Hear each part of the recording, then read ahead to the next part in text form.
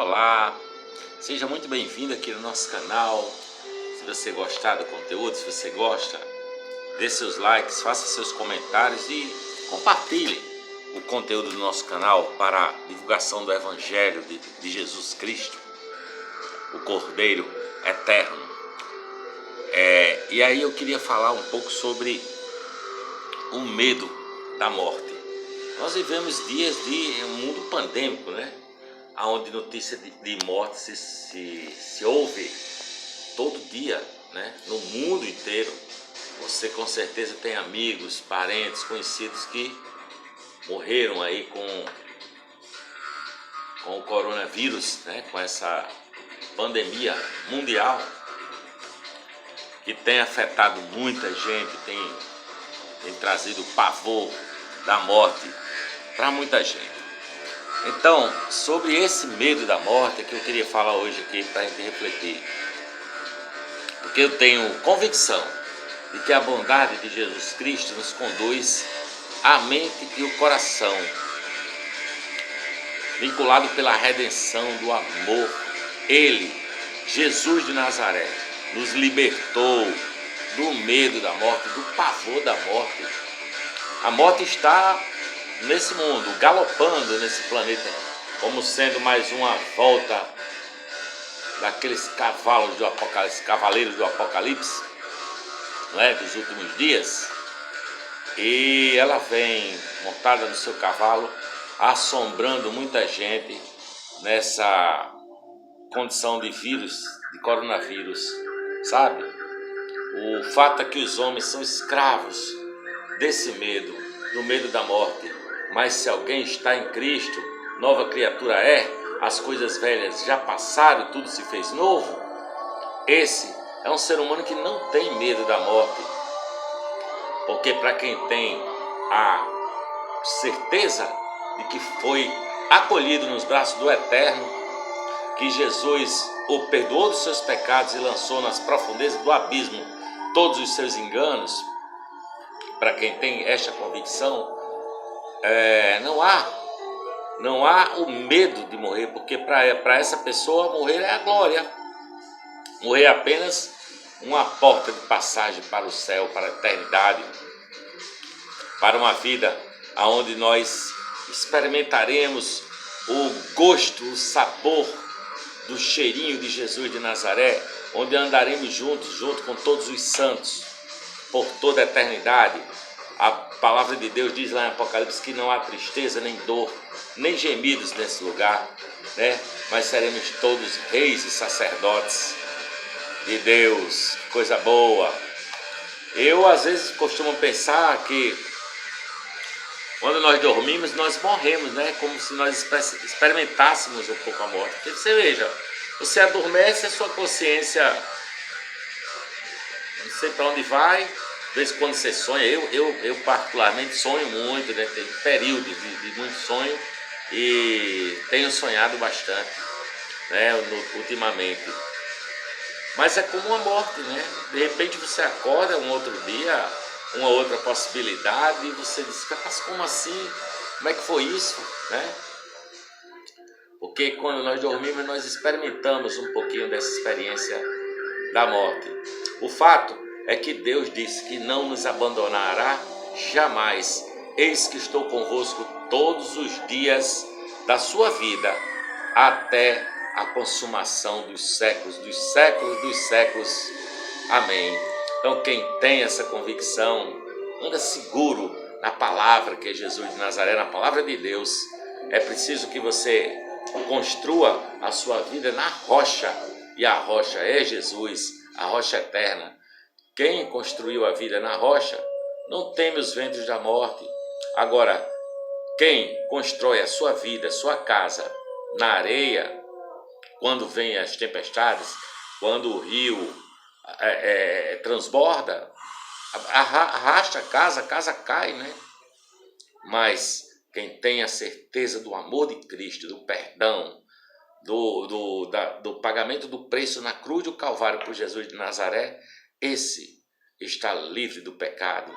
E onde está o Espírito Santo, aí há liberdade. E Jesus diz: a minha bondade não se apartará de ti jamais. Você é livre para o trono da graça. Você pode conversar com Abba na hora que você quiser, porque Ele te ama e Ele cuidará de ti. Portanto, alegre-se, rejubile-se, ande com essa felicidade no coração. Rejubile-se. Ele morreu por ti. Porque agora você temeria a morte? Ele, Jesus, te libertou do cativeiro da morte. Porque agora eu irei temer a morte se Ele já me livrou da morte? Ele já me fez transbordar, passar da morte para a vida. Você já passou da morte para a vida, você sabe disso? Você pode existir em companhia da vida eterna, da vida boa, da vida de Jesus, pelo poder da sua ressurreição. Jesus se revelou a mim, derramou o Espírito Santo sobre mim. Então agora só dá para viver essa vida eterna, essa vida divina, não é?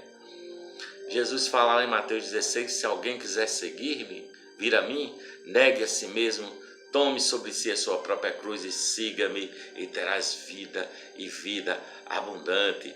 Lá em Filipenses capítulo 2, versículo 5 diz assim: seja a atitude de vocês a mesma que houve em Cristo, que sendo em forma de Deus esvaziou-se e foi obediente até a morte e morte de cruz. Aí um dia todo joelho se dobrará e toda língua confessará que Jesus Cristo é o Senhor. Quando ele diz, negue-se a si mesmo e venha a mim, ele estava prestes a se entregar na cruz. Ele estava prestes a mergulhar na morte. Portanto, seguir Jesus é nós darmos esse mergulho na morte e acabar com o pavor dela, né?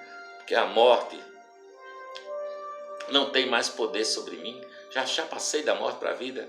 Quando ela chegar, eu sairei do outro lado vivo. Só quem morre para si, só quem morre para o seu próprio ego, só quem morre para si é o que experimenta essa verdade, porque foi o que Jesus fez. Ele morreu naquela cruz. Nós, na verdade, somos os reclamadores. Eu reclamo da minha esposa reclama do seu marido, aí os pais reclamam dos filhos, os filhos reclamam do pai, os vizinhos reclamam uns dos outros. Aí a gente fica exigindo muito de Deus e da vida e dos outros, pensando que, como disse Paulo Coelho, que o universo vai conspirar a favor se eu tiver um sonho, e o universo não conspira a favor coisa nenhuma. Eu quero concluir essa reflexão lendo um trecho do Evangelho Maltrapilho de Brennan Manning. Ele diz assim: triunfará a vida sobre a morte no final? Com inabalável confiança Jesus responde: o reino de meu Pai não pode ser vencido nem mesmo pela morte. No final, tudo dará certo.